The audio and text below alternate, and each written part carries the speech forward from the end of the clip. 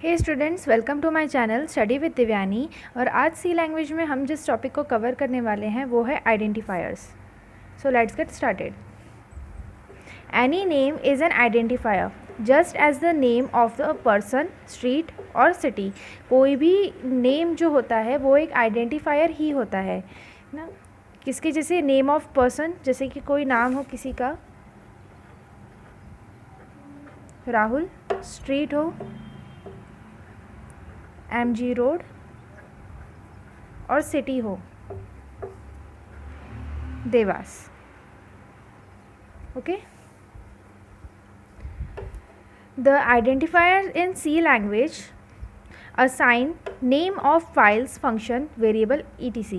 इसका मतलब है कि जिस तरीके से हमारे इसमें हम नेम एक आइडेंटिफायर एक नेम को बोलते हैं पर्सन के, स्ट्रीट के और सिटी के, वैसे ही सी लैंग्वेज में जब हम सी प्रोग्रामिंग करते हैं उसमें फाइल्स, फंक्शंस और वेरिएबल्स को नेम दिए जाते हैं जिन्हें आइडेंटिफायर्स कहा जाता है। ठीक है, जो फाइल्स, फंक्शंस और वेरिएबल्स होते हैं उनके नेम को आइडेंटिफायर्स कहा जाता है। An identifier in C language is defined as a sequence of alphanumeric character। ठीक है, इसका मतलब है कि आइडेंटिफायर्स जो होता है ना सी लैंग्वेज में, उनको कैसे आइडेंटिफाई किया जाता है? As a sequence. ठीक है, एक सीक्वेंस की तरह, किसका? अल्फ़ा न्यूमेरिक कैरेक्टर, जहाँ पे अल्फ़ा का मीनिंग होता है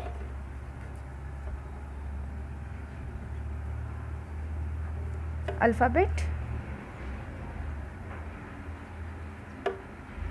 जैसे कि P, Q, M, N etc।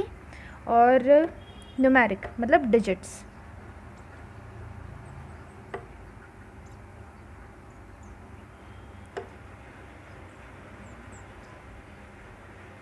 जैसे कि 10, 15, 25, 46 etc। ओके,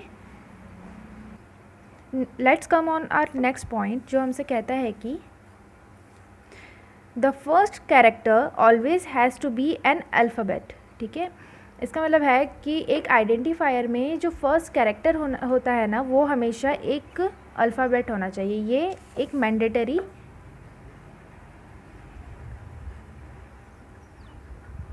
रूल है।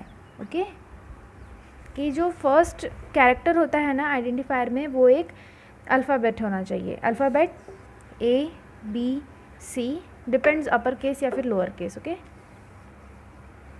फिर है N identifier is a sequence of character that represents a name for the following. इसका मतलब है कि एक आइडेंटिफायर सीक्वेंस ऑफ कैरेक्टर होता है, ठीक है, जो रिप्रेजेंट करता है फॉलोइंग को।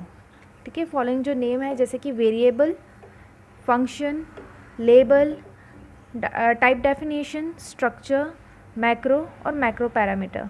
ठीक है students, all these were the identifiers. ठीक है, आइडेंटिफायर्स कहाँ कहाँ यूज़ होते हैं और किस टाइप के होते हैं।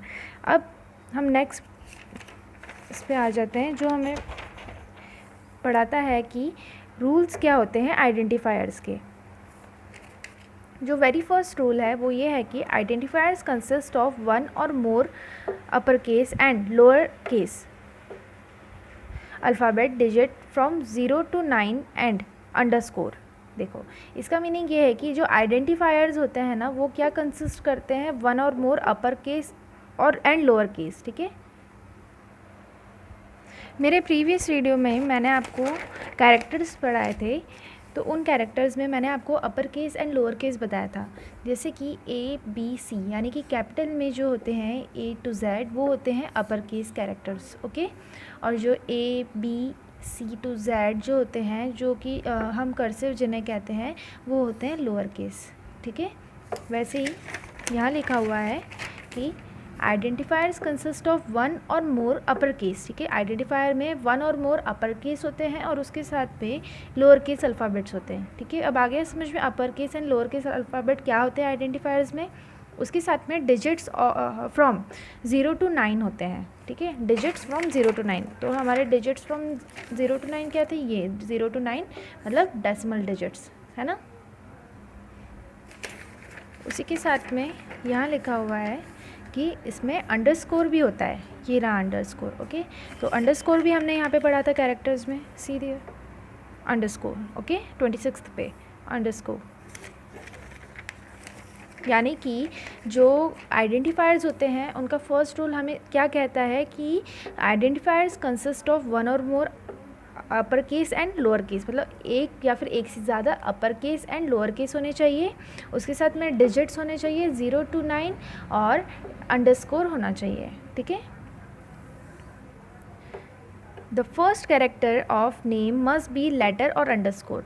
जो सेकेंड रूल है वो ये है कि जो फर्स्ट कैरेक्टर होना चाहिए ना एक आइडेंटिफायर का, वो एक लेटर होना चाहिए। लेटर मतलब अपर case and lower case ABCD है ना, और उसके साथ में अंडरस्कोर, ये रहा अंडरस्कोर।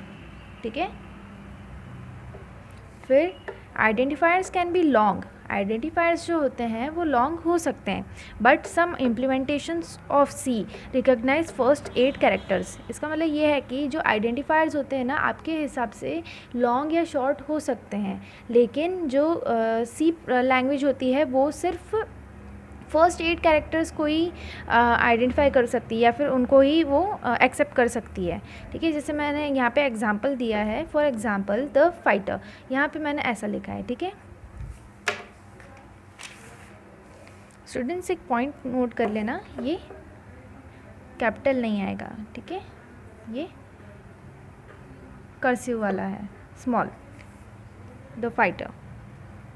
अब देखिए इसमें कितने हैं स्टूडेंट्स, अब इसमें देखिए जो फर्स्ट यहाँ पे कितने कैरेक्टर्स हैं, 1 2 3 4 5 6 7 8 9 10 है ना। अब जो C लैंग्वेज होगी वो सिर्फ फर्स्ट 8 को करेगी, इसलिए 1 2 3 4 5 6 7 8। तो अगर आप फाइटर लिखते हैं द अंडरस्कोर फाइटर, स्टिल वो क्या कंसिडर करेगा, the fight. Okay, the underscore fight. आया समझ में। जो नेक्स्ट रूल है वो ये है कि the character case is significant in identifiers. जो कैरेक्टर केस होता है ना वो सिग्निफिकेंट इन आइडेंटिफायर्स होता है, sorry. For example test 1 is different from test 1, मतलब कि जो कैरेक्टर केस होता है, मतलब अपर कैरेक्टर लोअर कैरेक्टर जो होता है ना, वो सिग्निफिकेंट ऑफ आइडेंटिफायर होता है। मतलब अगर आपने इसको कैपिटल T लिखा है और यहाँ पे स्मॉल t लिखा है, भले ही आपको पता है कि इन दोनों का मीनिंग एक ही है, लेकिन जो कंप्यूटर होगा, जो C लैंग्वेज होगी, वो इनको अलग अलग कंसिडर करेगी। ठीक है, इसलिए जो टेस्ट 1 है वो डिफरेंट होगा टेस्ट 1 से। ठीक है, इसमें डिफरेंस क्या है, सिर्फ टेस्ट का T और इधर वाले टेस्ट का T अलग है। ठीक है, it should not be keyword और रिजर्व्ड वर्ड। इसका मतलब ये है कि उसको कोई कीवर्ड, वो कोई कीवर्ड नहीं हो सकता और एक रिजर्व्ड वर्ड भी नहीं हो सकता। स्टूडेंट्स, मैंने आपको मेरे प्रीवियस वीडियो में बताया था कि कीवर्ड्स क्या होते हैं, auto, break, for, switch, go to, ETC। ठीक है, तो ये जो कीवर्ड्स हैं ना, it should not be keyword और रिजर्व वर्ड, वो कीवर्ड या फिर रिजर्व वर्ड नहीं होने चाहिए। ठीक है, तो स्टूडेंट्स आज मैंने आपको आइडेंटिफायर्स पढ़ाया, जिसमें कि फर्स्ट पॉइंट था कि any name is an identifier. कोई भी नेम आइडेंटिफायर्स होता है, जैसे कि मैंने एग्जांपल दिया राहुल, MG रोड और देवास। ठीक है, उसके बाद मैंने आपको बताया कि जो C लैंग्वेज होती है उसमें जो name of files and functions होता है उसे आइडेंटिफायर कहते हैं। फिर उसके बाद बताया मैंने कि an identifier in C language is defined as a sequence of alpha numeric character, मतलब इसमें अल्फ़ाबेट, न्यूमेरिक और कैरेक्टर्स भी होते हैं। ठीक है, जैसे कि P, Q, M, N और 10, 15, 25, 46 ETC। फिर मैंने आपको बताया कि जो फर्स्ट कैरेक्टर होता है आइडेंटिफायर का, वो हमेशा एक अल्फ़ाबेट होता है। ठीक है, फिर बताया मैंने कि वो एक सीक्वेंस ऑफ कैरेक्टर होता है जो रिप्रेजेंट करता है कुछ नेम्स को, जो कि है variable, function, label, type, definition, structure, macro parameter. ठीक है, इसके बाद मैंने आपको पढ़ाया रूल्स आइडेंटिफायर्स के। तो आइडेंटिफायर्स के रूल्स में जो रूल्स थे वो ये थे कि identifiers consist of one or more upper case, lower case, digit from 0 to 1 and underscore, मतलब उसमें upper case, lower case, digit 0 to 9 and underscore होता है। ठीक है, इतना आ गया समझ में। उसके बाद में था कि जो फर्स्ट कैरेक्टर होता है वो लेटर या फिर अंडरस्कोर ही होना चाहिए। ठीक है, लेटर या फिर underscore. Identifiers can be long, identifiers long हो सकते हैं, लेकिन जो सी लैंग्वेज होती है, सी लैंग्वेज सिर्फ फर्स्ट 8 कैरेक्टर्स को ही रिकॉग्नाइज कर सकती है। उसके लिए मैंने आपको एग्जांपल दिया था द फाइटर, जिसे सी लैंग्वेज कैसे एक्सेप्ट करता है, द फाइट। ठीक है, इस टाइप से। फिर आपको मैंने बताया कि character case is significant in identifiers, मतलब कि अगर आप टेस्ट 1 और सेकंड टेस्ट 1 लिखते हैं, ये 2 टाइप के टेस्ट 1 है। इस फर्स्ट में टी कैपिटल है, सेकंड में टी कर्सिव है, लेकिन जो सी लैंग्वेज होगी इसको अलग तरीके से एक्सेप्ट करेगी, दोनों को डिफरेंट वे में लेगी। ठीक है, सी लैंग्वेज के लिए ये दोनों डिफरेंट है। उसके बाद जहाँ पे कीवर्ड्स होते हैं,